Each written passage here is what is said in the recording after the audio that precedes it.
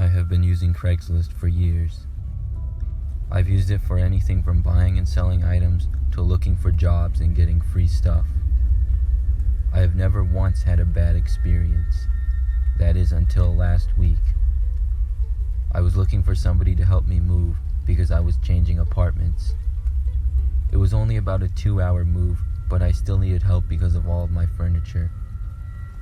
I found a really good deal, which was a couple of guys that had a truck and said they could move your stuff anywhere for a flat fee depending on the length of the move. I contacted them and they got back fairly quickly with the rates. I was happy with it, and we made the agreement that they would come on the day of the move to help me. When my moving day came, I packed up all my stuff in boxes aside from my large furniture and waited for them to show up. They came right on time and in an old beat-up truck. It had no logo on it or anything, but I didn't care as long as they got the job done. It was 2 guys named Dan and Tom. They introduced themselves to me and we got to work. They weren't the friendliest, but they seemed like decent guys and they had everything in the truck within 30 minutes. I put some things into my car as well and we drove separately to my new apartment. Once we got there, they got everything unloaded to my new place, and as far as I was concerned, it was a job well done. But when I went to my car to get the last of my stuff, I came inside to see Tom looking through one of my boxes. As soon as I saw him, he stopped as if he didn't want me to see. I asked him what he was doing, and he told me in a nervous voice that the box looked like it was too weak and it was going to collapse. At that point, these guys were starting to sketch me out, so I decided to let them know that they could leave now. I had paid them earlier through an app, and I told them that the job was done and they could go. They said bye to me, shook my hand, and left. Then I started the long job of unpacking. I got a lot done, but still had some boxes to go through. When it got to be about 11 o'clock at night, I got very sleepy. I decided to go to bed, and I slept like a baby after the long day. I woke up a few hours later, in the middle of the night, to hear some noises inside my apartment. It was pitch black, and my eyes needed to adjust, but I thought I saw one of the boxes outside my room moving. At first, I thought it might have been a mouse, and I was thinking about going back to sleep. But then I thought I heard a man's voice speaking quietly. I didn't know what to do, if I should pretend to be sleeping or if I should confront whoever was out there. I wanted to call the police, but I didn't want the man outside my room to hear me. Then everything went quiet. I waited for a couple of minutes, and then I sat up in my bed and looked out my doorway. But what I saw when I did was the face of Dan, who was one of the movers, peek around the corner and look directly at me. Then his face disappeared. I didn't know what to do, so I screamed that I was calling the police and that I had a gun. I really didn't have one, but I just wanted to scare them off. It ended up working, and I heard loud footsteps and the men leaving.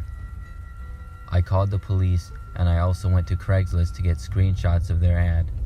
However, it had already been taken down. I gave the police all of their information that I could remember. Who knows if Dan and Tom were their actual names or not. It turns out when they were in my house, one of them unlocked a window and opened it slightly enough that it wasn't noticeable, but that they could sneak in through.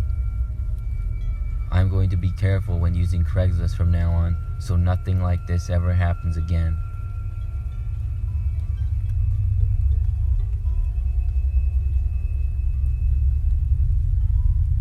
A few years ago, I was a girl in my freshman year of high school. I wanted to make some extra money aside from my job of babysitting, so I looked on Craigslist for jobs. I found a job for cleaning houses, and it seemed like the best one for me because it was something that I could do and it didn't require me to be 16 because I was just 14 years old at the time. I responded to the ad, and a man who said his name was Joe got back to me. He asked me a little bit about myself, and after answering his questions, he said I could have the job. I was pretty excited to be earning the extra money, and a couple of days later, I started. The man gave me an address, and my mother dropped me off there. It was a pretty normal-looking house in a normal neighborhood. But when I got to the front door, it had a sign on it that said, "Go around back." I went to the back to see a man who I assumed was Joe. He came up and introduced himself to me. Then he told me that this was not the house I would be cleaning, and we walked about 3 blocks until we arrived at another house. This seemed kind of weird to me, but I just shrugged it off. He invited me inside and then started giving me instructions on what to clean. After he was done explaining things to me, he said he would be in his office and went downstairs. I cleaned for a little while and everything was going well. I wanted to open a window to get some fresh air, but when I tried, the window was locked. Then I tried another one and that was locked as well. I cleaned a little bit more, but I still wanted some fresh air, so I decided to step outside for a minute. But when I tried the front door, it seemed to be locked from the outside. Joe's office was downstairs, so I knocked on the door to the basement, but there was no answer. I tried the door and it was locked. I started to feel uncomfortable and thinking of all the possibilities that could be happening of why Joe kept the doors and windows locked. I tried my best not to think about it, but I couldn't get the bad thoughts out of my head. I didn't even care about the job anymore. I just wanted to leave at this point. I walked all around the house trying to find an exit.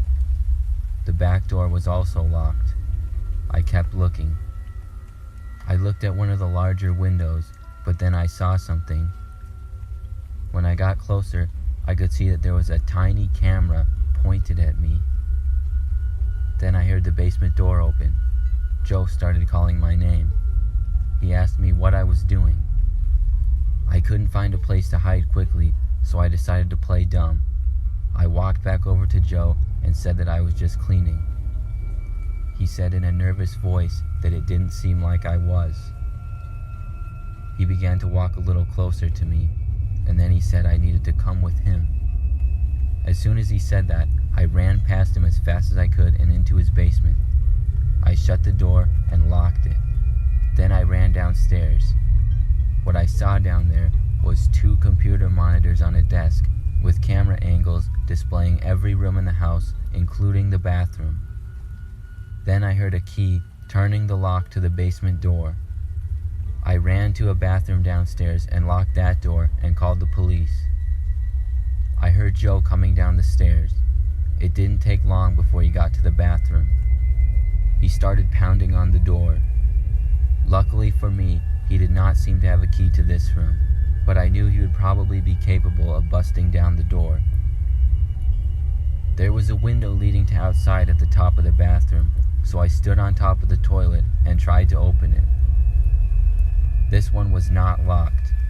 I climbed out of it as I heard Joe continuing to pound on the bathroom door. I got out and ran as fast as I could to a neighbor's house and banged on their door. An old lady answered and let me in when she saw how I was in a panic. We waited there for the police to show up, but unfortunately when they did, Joe was gone. I showed the Craigslist ad to the police and the text messages with Joe. They were able to track him down and catch him about a week later. I feel very lucky that I was able to escape his house.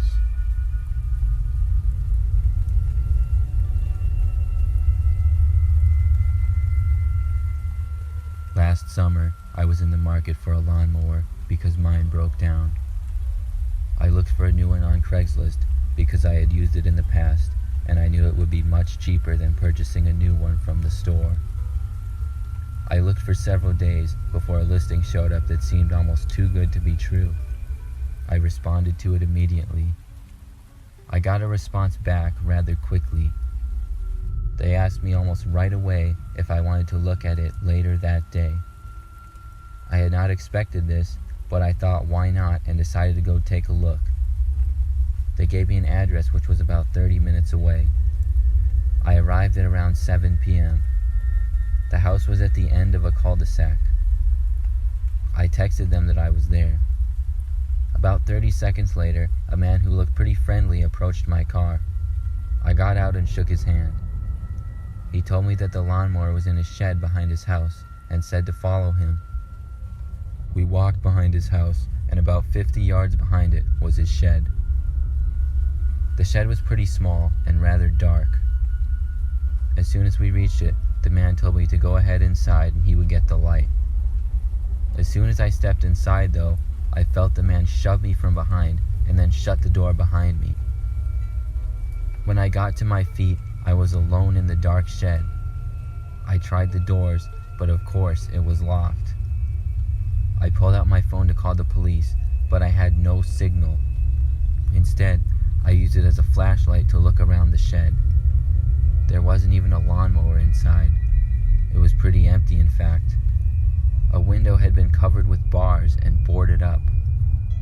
I went banging from wall to wall for quite some time, but had no success at all. Then I looked around for any kinds of weapons I could use to try to escape, but the best thing I could find was an old piece of wood. The entire shed was probably 15 feet by 20 feet. I sat there thinking of what I should do. I remained in there for about an hour before I heard footsteps coming to the shed. I knew this would be my best chance to try to escape. I got ready for the doors to open. As soon as they did, I saw the man from before walking in. I wasted no time in charging him and hitting him in the face with my old piece of wood that I had found.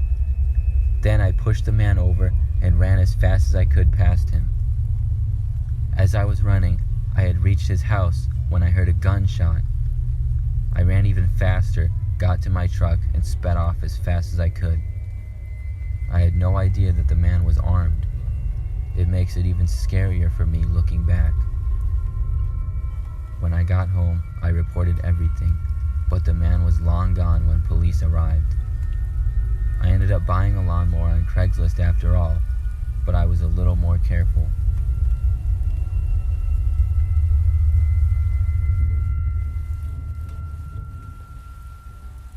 I am a female. A couple of years ago, when I was in high school, I was looking for a new car to buy on Craigslist. I was kind of picky in what I wanted, so I was constantly refreshing pages to see the new listings. One day when I was bored in school, I decided to look around the rest of Craigslist for fun. I saw the missed connections section and wanted to see the crazy things people were posting there. The third result said, "Blonde girl, can we meet already?" I clicked it and expected to get a laugh, but instead I got completely freaked out. The ad was describing a girl that this person had been seemingly stalking, but the person they described sounded just like me. They talked about seeing them walk down certain streets that I walked down and certain stores that I had been to at the same days. I screenshotted the post and showed it to a couple of my friends.